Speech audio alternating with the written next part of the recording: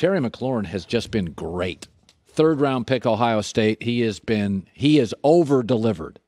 He probably doesn't see it that way, but he's been unbelievable. A second year in the NFL, and he has now led the Washington, almost had 90 catches, 1,200 yards, 134 targets. He is a number one receiver in the NFL, and they got him in the third round. Not supposed to work that way. But he's a Pro Bowl level guy. Terry McLaurin is now joining us live. He's also an Ohio State Buckeye. So I know he's in a pretty good mood. He's an Ohio State Buckeye. And first of all, you've been great. And not everybody is great. This is a hard league. When did you know, first practice, you got into the NFL and you thought, hey, I'm pretty good. This is going to work out for me. When did you know? Everything happened so fast once I got here. I was getting first team reps a little bit. I was doing special teams, so my head was kind of spinning.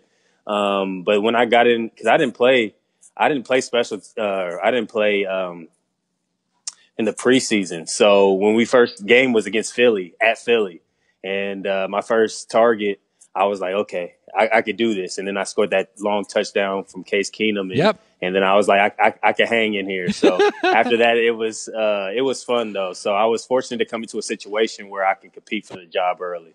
Hey, listen, Alex Smith is an amazing story. I know Alex.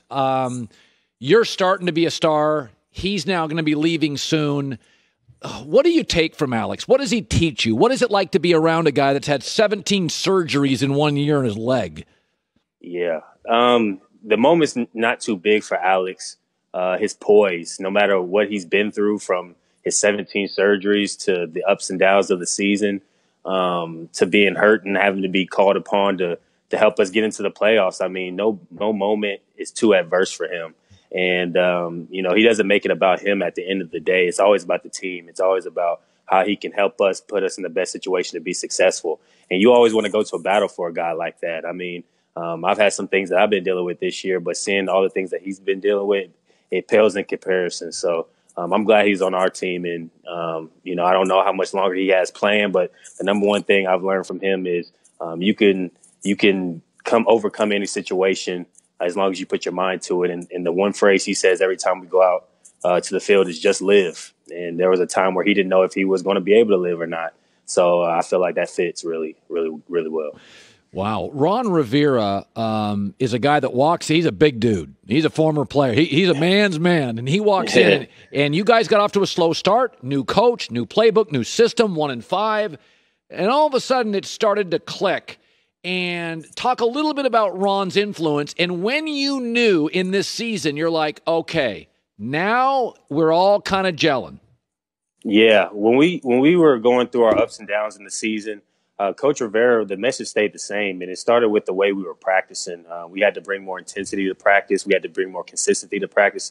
And we started to seeing the benefits of that during our games. Playing four-quarter football was one of our Achilles heel. I feel like we would have great first halves and we'd have tough second halves. We'd have great second halves and have tough first halves. So I feel like, over the course of the season, we've really played more consistently, I feel like. Although, we haven't necessarily played our best ball yet, I feel like we put ourselves in a situation to have a lot of success because we started to play some complementary football headed by our defense who are having a great year. But when you got a coach like Coach Rivera where the standard, the expectation of what's expected when you come into the building every day, it gives a sense of clarity throughout this whole building that has been very refreshing for us this year. So to see what he's been going through, and it seems like he hasn't even missed a day, missed a step. The energy that he comes with every day is really cool. So your Buckeye buddy Chase Young's out there talking some smack, and Brady just probably smirking at all that stuff. Yeah. So when Chase said that, did you think, man, shh, just don't say anything? Come on. What did you make of it? It was funny because we were running off the field at the same time when I heard him say it. So, at the end of the day, Chase is a grown man, and I say that with a lot of respect because, the way he's came in and helped change our team this year has been nothing short of amazing, the way he comes in every single day. But we're going against one of the best players of all time, not just at his position. And he's been in this scenario more times than we can count. And this is my first playoff game, and this is probably his 40th or something like that. You know what I mean? And, they're going to be very poised coming in here. They're going to be ready. And they got a very great offense and a good defense coming in here. But Tom knows what it's like to be in these situations. And, I feel like Chase is going to come out and try to back up what he said.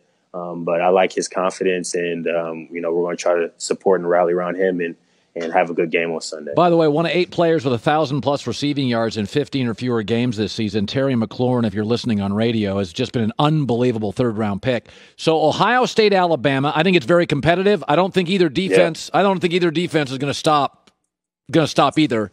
Your kind of take on, you probably play with some Alabama guys, and they love to talk, blah, blah, blah, and you probably play against some Alabama guys. I actually think Ohio State can win. I'm not sure they will. Mm-hmm. Your thoughts? I mean, I know you still watch Buckeye stuff. Can they compete with Bama? Can they compete with them?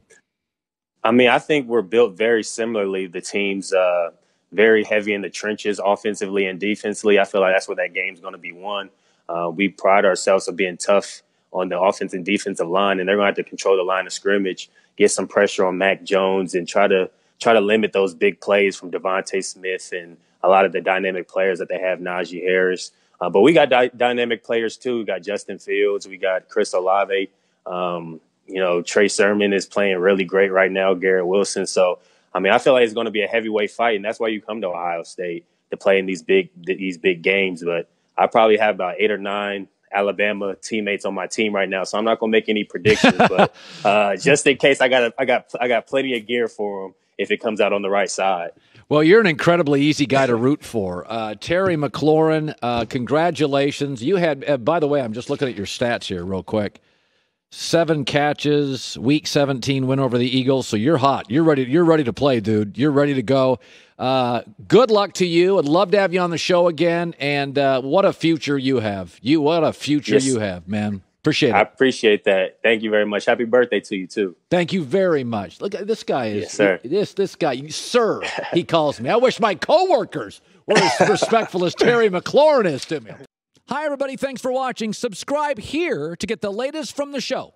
Also, be sure to check out more of the best clips from The Herd or go watch a few segments from other shows on FS1.